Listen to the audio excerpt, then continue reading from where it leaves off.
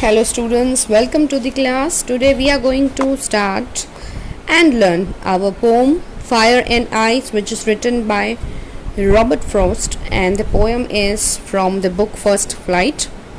So ये जो poem है Fire and Ice, it is a symbolic poem. यहाँ पर fire और ice इन दोनों को symbol की तरह दिखाया गया है. So fire जो है वो symbol है desire के लिए, और ice जो है वो symbolize किया है उसको हेट यानी कि नफरत के लिए. So let's begin with the first stanza. Some say the world will end in fire, some say in ice. तो कुछ लोगों का ये कहना है कि जो दुनिया का अंत है, वर्ल्ड का जो एंड है, वो फायर से होगा, और कुछ लोगों का कहना है कि वो आइस यानी कि नफरत से होगा. सो यहाँ पर फायर को डिज़ायर और आइस को नफरत, इन दोनों से उनका अंत हो सकता है. From what have tasted of desire, अब उनका खुद का जो डिज़ायर यानी कि हमारे अंदर की जो डिज़ायर है उसके प्रति जो उनका टेस्ट है उसके बारे में.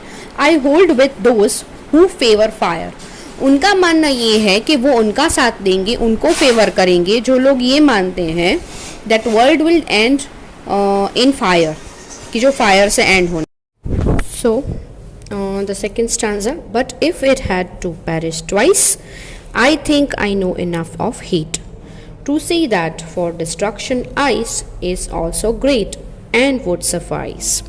So second stanza में देखें कि यहाँ पर दो न्यू वर्ड है. सबसे पहला है perish. perish का मतलब है die, to die, and the last word is suffice, to be sufficient, to be enough. ये दोनों इसके वर्ड मीनिंग है.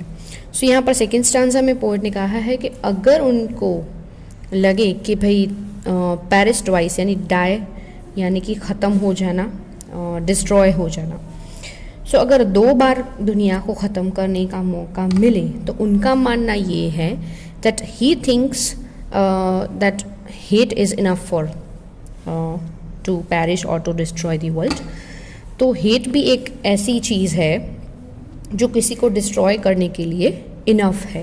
ये उनका खुद का मानना है कि अगर दूसरा मौका मिले उनको कि किसी चीज़ को ख़त्म करना है, यहाँ पर दुनिया को ख़त्म करने की बात चल रही है, तो उनको लग रहा है कि अगर उनको दोबारा मौका मिले या फिर दो बार अगर इसे करना हो तो हेट भी इसके लिए इनफ है. To say that for destruction ice, ice यानी कि यहाँ पर हेट इज़ ऑल्सो ग्रेट, ये भी एक ग्रेट है, बहुत बड़ी चीज़ है किसी को ख़त्म करने के लिए. एंड वुड सफाइस, सफाइस का मतलब जैसे मैंने बताया to enough, to be sufficient.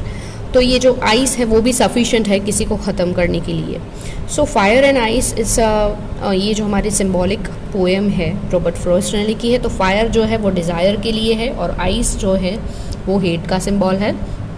तो फर्स्ट स्टांजा में हमने देखा कि पोएट उनका फेवर कर रहे हैं जो लोग जिन लोगों को ऐसा मानना है कि फायर यानी कि जो हमारी डिज़ायर होती है, हमारी इच्छाएं होती है, इन सब से डिस्ट्रॉय करना बेटर रहेगा.